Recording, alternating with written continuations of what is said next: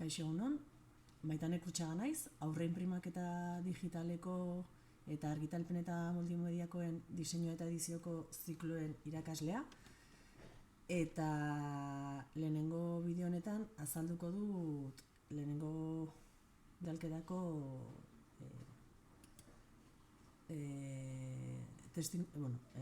irakasle taldearen elkarlanerako testuinguruaren evidentziak.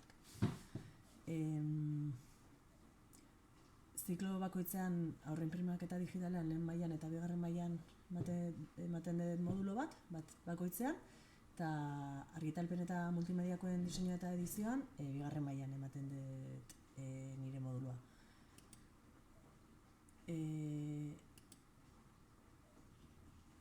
Genialiko estekara baldin bagoaz, hemen dago nire portfolioa.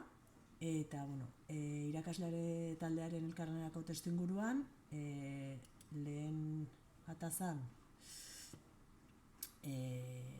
guk komunikaziorako irakasleen artean erabiltzen dugun tresna nagusia emaila da. Hau erabiltzen dugu informazio garrantzitsua partekatzeko, edo ikaslei buruzko harrak partekatzeko adibidez. Dene kontrolatzen dugun tresna bat da, eta oso baliagarria egiten zaigu egunerokoan. Horrez gain, Teams erabiltzen dugu, modu presentzialean gure arteko bilerak egiteko.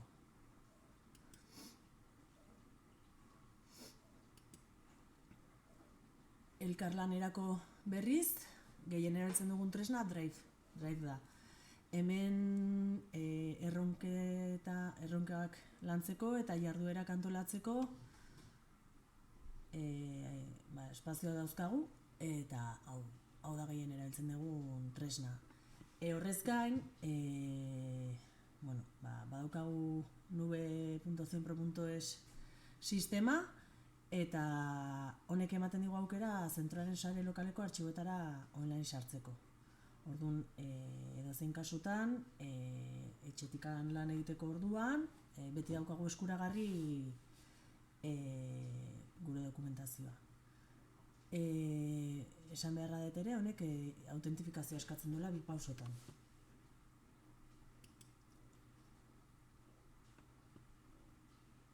Eta etiketei dagokienez, garrantzi handieneko 5 etiketako infografia bat daukagu, denak dira garrantzitsua, baina guretzako garrantzitsuena dian 5 hauek dauzkagu.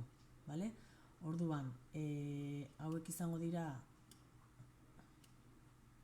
guztiok gara gizakiak, zu tratatzea nahi duzun bezala tratatu besteak, bizitza errealean bezala portatu, arauak eta legeak errespetatuz, idatzi modu egokian erabili hizkera eta gramatika egokia, errespetatu besteen pribatasuna, ez argitaratu besteen informazio pertsonala baimenik gabe, eta salatu portaera desegokiak. Benetan justifikatzen duten elementuak daudenean. Hauek izango dira guk